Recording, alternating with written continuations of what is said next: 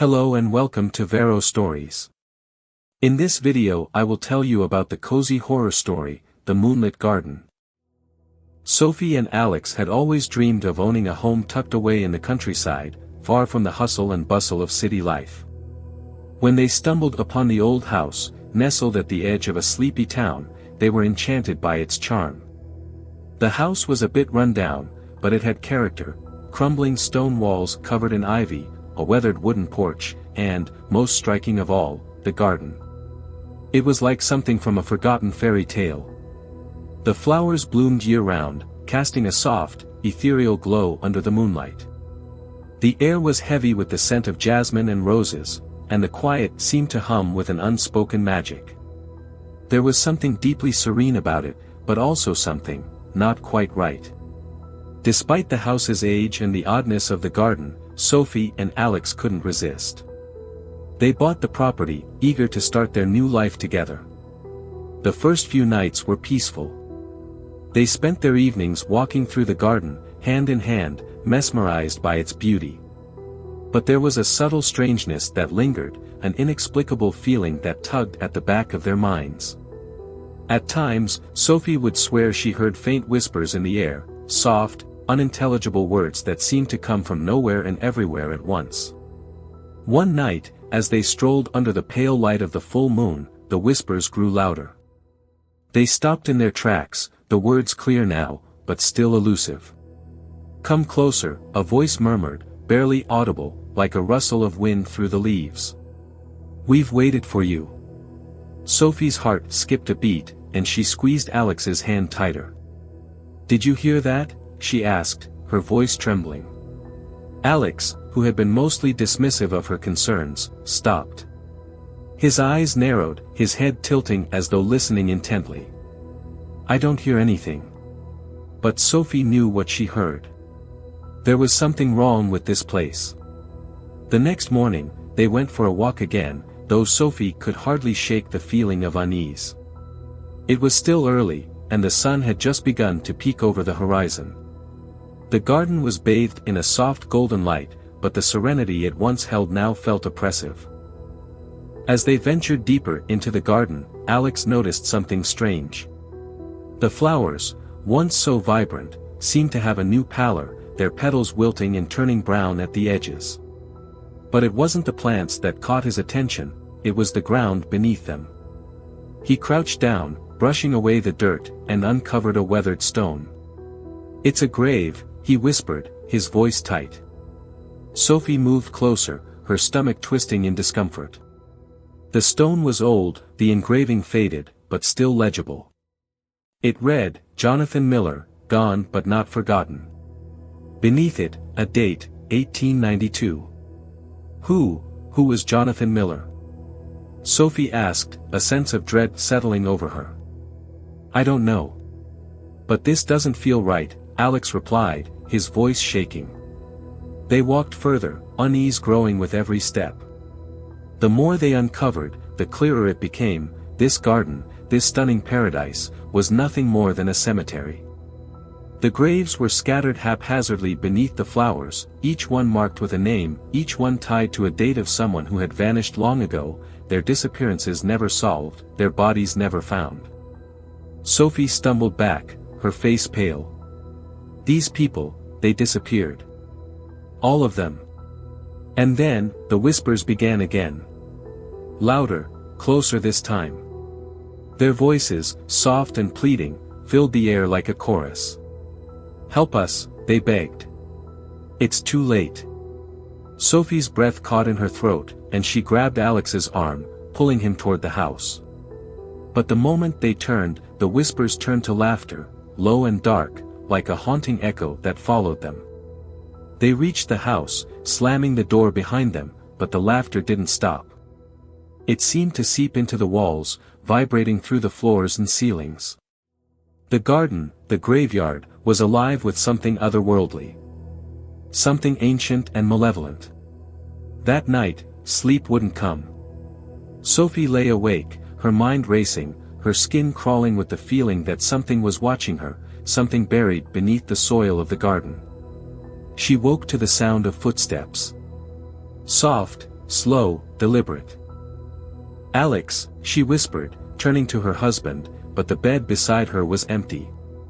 The door to their bedroom creaked open, and she saw him standing in the doorway, his face pale, his eyes wide and unblinking. He wasn't alone. Behind him stood a figure, translucent, its features barely discernible, just a shape, an outline, but the presence was undeniable. Sophie's heart froze in her chest as she realized the figure was not of this world. "Alex," she said again, her voice quivering with fear. "Please, come back." But Alex didn't move.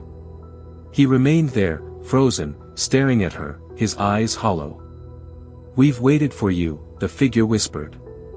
"Just like the others." The next morning, Sophie was alone. The house was quiet, the garden outside still as ever. But when she stepped into the sunlight, she saw that the graves had multiplied. The names of the missing were growing. And as she walked further into the garden, she saw, etched into the fresh graves, one name, Alex Harrington, gone but not forgotten. The garden had claimed him, just as it had claimed them all.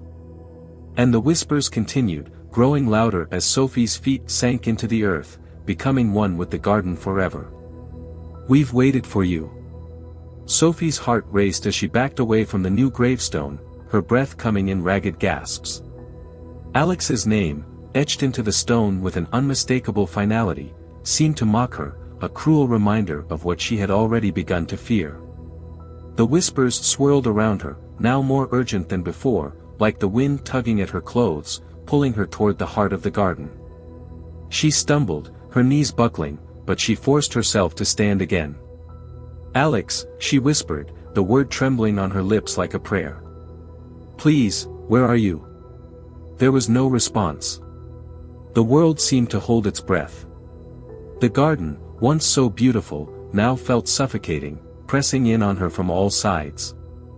The trees, their limbs gnarled and twisted like skeletal hands, cast long shadows that stretched across the graves, and the flowers, now withered and brittle, drooped like dying things clinging to life. It was as if the garden itself had become a monstrous entity, alive with a sinister presence, an energy that fed on sorrow and fear. The laughter echoed again, louder this time. It rose from the ground, seeping through the very air, until it enveloped Sophie entirely. She covered her ears, but it didn't stop. It was in her mind now, a constant refrain, a mocking reminder of her helplessness. She wanted to run. She had to run. But something held her in place, a pull that was impossible to resist, as though the garden was calling her, summoning her to join the others. "Help us." The voice was barely a whisper, a soft, mournful plea that seemed to come from everywhere at once. Her heart skipped. The whispers had become distinct, individual voices now, each one different, yet eerily familiar. They spoke in fragmented sentences, as though each voice was part of something larger, something ancient. "They won't let you leave. You can't escape." Sophie's skin crawled as she realized the truth that had been hiding in plain sight. These weren't just voices in the wind, they were the voices of the lost souls who had once lived here, people who had been drawn into the garden just like Alex, people who had disappeared without a trace. The ground beneath her feet seemed to shift, as if it were alive, shifting and groaning in its endless hunger. And then, as if in response to her realization, the earth before her cracked open, revealing a deep, blackened pit. A cold wind emanated from within it, swirling with an unnatural force, and Sophie instinctively stepped back, her heart thudding in her chest. From the depths of the pit, a figure began to emerge. At first, it was only a shadow, but it quickly solidified into the unmistakable shape of Alex, his body twisted and broken, his eyes vacant and empty. His skin had taken on a strange, otherworldly pallor, and his clothes hung loosely from his emaciated frame. But it was his eyes that made Sophie freeze. Hollow, lifeless eyes that seemed to peer into her very soul. "Alex." She whispered again, her voice choked with grief. But Alex didn't respond. He only stared at her, his lips parting as if to speak, but no words came. Instead, a sound, an unsettling, guttural noise, emerged from deep within him, and Sophie realized with a sickening shock that it wasn't Alex anymore. It was something else, something that had taken him. "We've waited for you," the figure intoned, its voice not quite Alex's, but a twisted mockery of it. The figure took a step forward, its footfall sending a tremor through the ground. "Join us, Sophie." Sophie's legs gave way, and she fell to her knees. Her body was frozen with terror, her mind racing with 1,000 thoughts at once. But the one thing that kept repeating over and over in her head was a question: how had this happened? She had thought the garden was beautiful when they first arrived, enchanted even. But now, she saw it for what it truly was, a trap, a labyrinth of death, an ancient force that fed on the living. The flowers, the graves, the whispers, they were all part of its design, a way to lure in the next victim, to claim more souls to add to its twisted collection. "Please," Sophie whispered, her voice hoarse. "I don't want to be like them. I don't want to join you." The figure that had once been Alex loomed closer, its form shifting and contorting as if it were made of smoke. The air grew colder, and Sophie felt her breath catch in her chest as she struggled to stand. "We are all part of the garden now," the figure said. "We are the garden. And it will claim you too, in time. There is no escape. There never was." Sophie's heart thudded in her chest.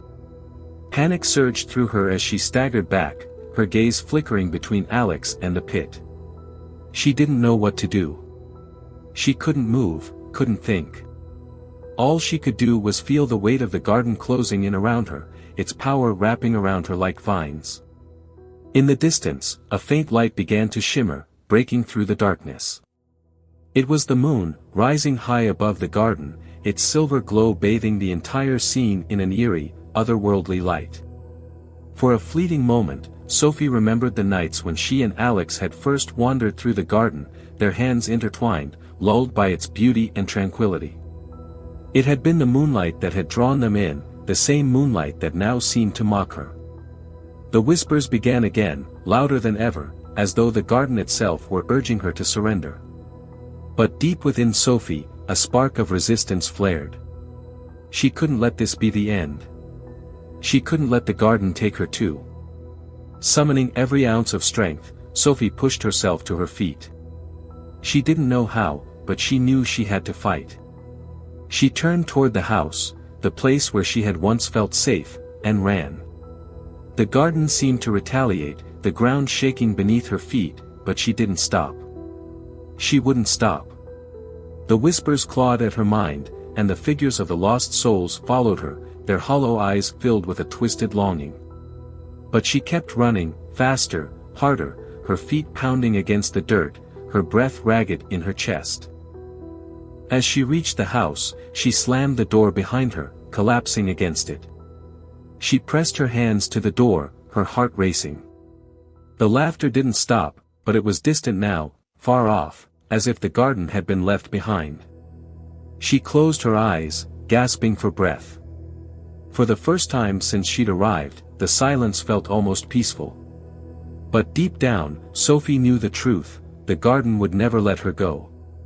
And sooner or later, it would call her back. "Come closer," the whisper came, soft and insistent, from the shadows of the room. "We've waited for you."